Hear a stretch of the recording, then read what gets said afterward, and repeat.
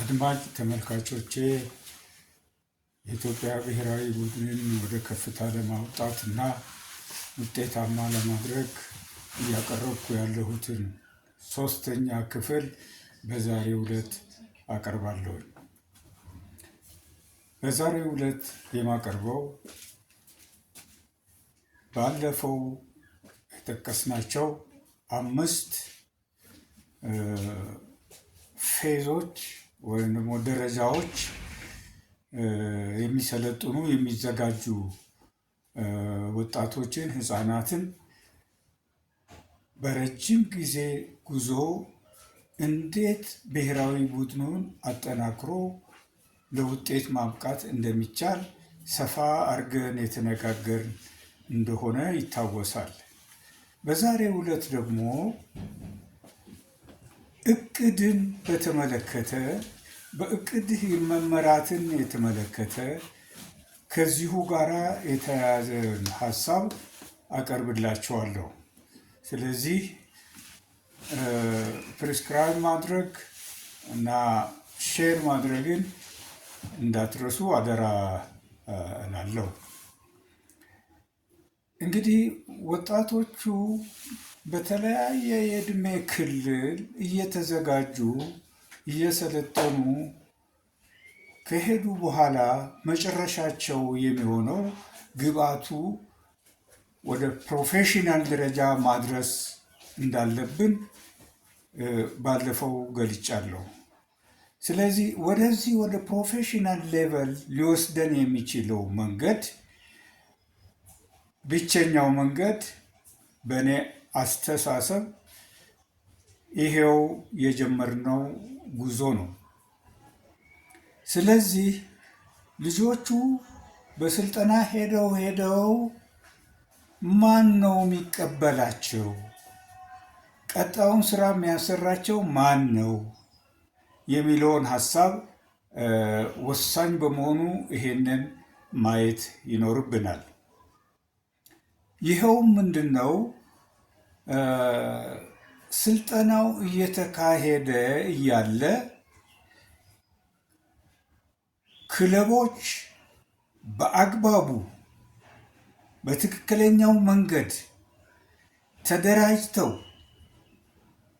ወጣቶቹን እየተቀበሉ አሁን እንደምንለው ተተኪ ወጣቶችን ማፍራት የሚባለው ይሄ ነው። ሌላ ምንም መንገድ የለም።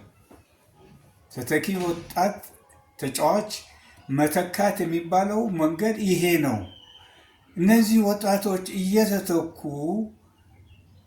ወደ ፕሮፌሽናል ሌቨል በሚሄዱበት ጊዜና ወቅት የሚቀበላቸው ኢንቢልት የሆነ ስርዓት ያላቸው ክለቦች አስፈላጊ ናቸው።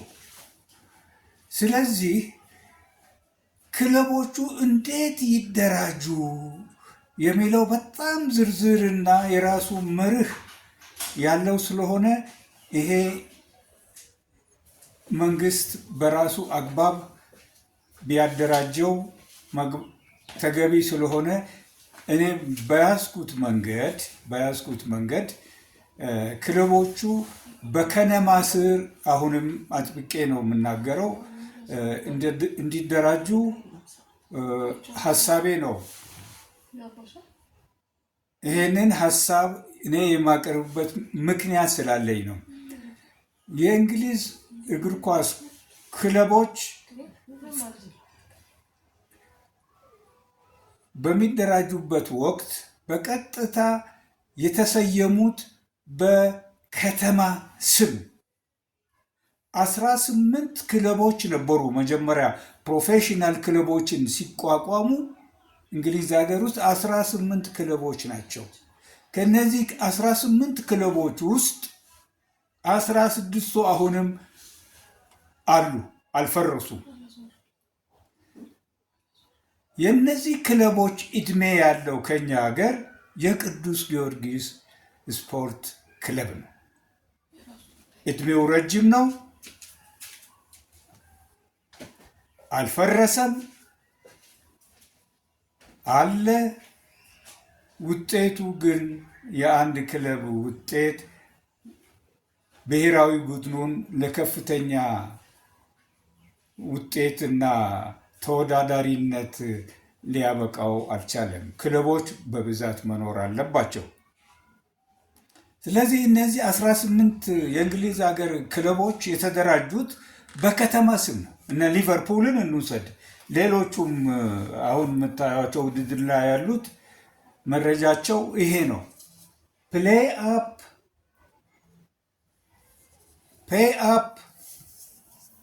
ኤንድ ፕሌይ ዘ ጌም በሚለው መጽሐፍ ውስጥ በዝርዝር ተቀምጧል። ይሄ ወደ 400 ገጽ የሚሆን ሰነድ ነው።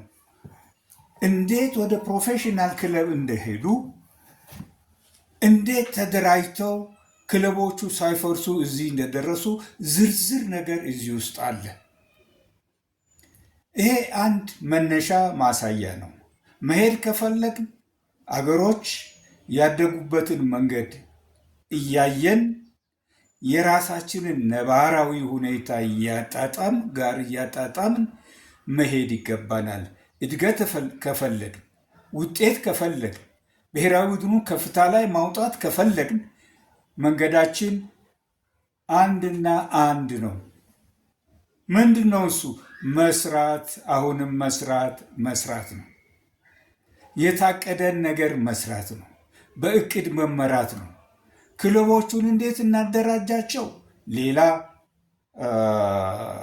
መሰረታዊ ጉዳይ ነው። እሱን ለባለቤቱ ነው ምተወው። እኔ የራሴን ድርሻ ልወጣ፣ የራሴን ሀሳብ ላቅርብ፣ ይሄ ጥሩ መንገድ ነው እያልኩ ነው ለመንግስትም ሳጀስት እያደረግኩ ያለሁት። ይሄ ከሆነ መንግስት ደግሞ እኔ ማደራጃው በዚህ መንገድ ነው ብሎ የራሱን ሀሳብ ይዞ መሄድ ይችላል። በዚህ መንገድ እኔ ባልኩት መንገድ ቢኬድ ደግሞ ጥሩ ነው ባይነኝ እኔ። ይሄ ስለሆነ ከነማዎች መሰረታዊ የህዝብ አጀንዳ ናቸው።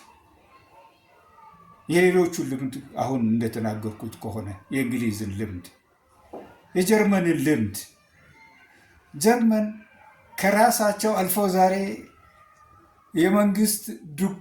መንግስትን ደጓሚ ክለቦች እየሆኑ ያሉበት ሁኔታ አለ። ከመደጎም አልፎ መንግስትን መደጎም የቻሉበት ሁኔታ አለ። አንድ ማሳያ መስጠት እችላለሁ። ኮሮና ሀገራችን ውስጥ በዓለም ላይ በተዘረጋበት ጊዜ ወይም ደግሞ በተሰራጨበት ጊዜ ሁሉም አገር ስቴዲየሙን ዘግቶ ነበር። በመጀመሪያ ስቴዲየም የከፈቱት ጀርመኖች ናቸው። ለምን? ምናልባት ሰነዱ አሁን በእጄ የለም እንጂ 1/3 የሀገር የመንግስት በጀት የሚገኘው ከፕሮፌሽናል ክለብ መሆኑ አንድ ትልቅ ጠቀሜታ ነው ለሀገሩ። ስለዚህ ኮሮናን ዲፊት አድርገው ቶሎ ስቴዲየሞቹን የከፈቱት ጀርመኖች ናቸው። ምን ማለት ነው? ፕሮፌሽናል ክለቦችን ፕሮፌሽናል ደረጃ ማድረስ የራሱ ትልቅ ውጤት አለው። ይሄ ከሆነ ክለቦችን ወደ ውጤታማ ደረጃ ለማድረስ ወደ ፕሮፌሽናል ደረጃ ለማድረስ መንገድ መከተል አለብን፣ ሲስተም መከተል አለብን። እኔ አንድ ሲስተም አቅርቤያለሁ። መንግስት የራሱ ሲስተም ይኖረዋል፣ ወይም ደግሞ የኔን ቢከተል ደስ ይለኛል። ማብራሪያ በስፋት መስጠትም እችላለሁ። ይሄ ነው። ከዚህ ጋር ተያይዞ ያለው ጉዳይ ፕላኒንግ ነው፣ ቪዥን ነው፣ ራዕይ ከሌለ የትም መድረስ አይቻልም። ራዕይ አስቀምጠን ቪዥን አስቀምጠን ለቪዥኑ መስራት አለብን። ቪዥናችን ምንድን ነው? የመንግስት ቪዥን ነው የሚሆነው። የመንግስት ቪዥን ምንድን ነው? መንግስት ያውቀዋል። በእኔ አግባብ ቪዥን በኢትዮጵያ ውስጥ ታላላቅ ክለቦች ተፈጥረው ፕሮፌሽናል ክለቦች ተፈጥረው ማየት አንድ ቪዥን ሊሆን ይችላል።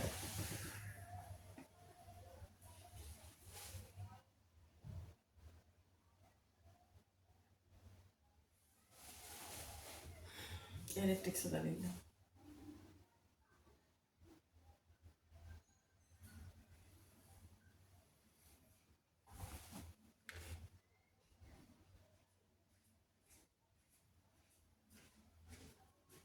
መብራት አለ። ጠፋ መብራት። ይቀጥል ይቀጥል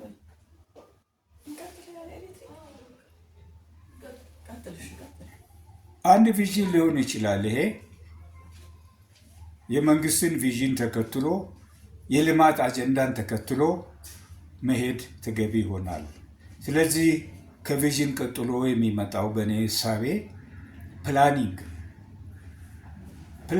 ምንድን ነው? ፕላኒንግ is the future activities of a coach, the players and the coaching community ነው ተብሎ ዲፋይን የሚደረገው።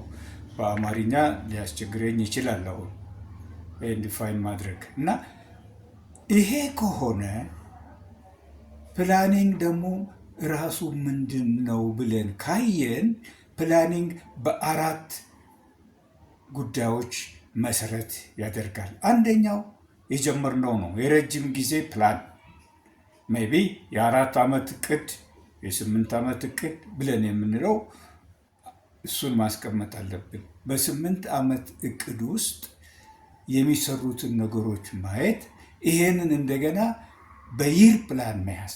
ይር ፕላን ይመጣል። የ1 ዓመት እቅድ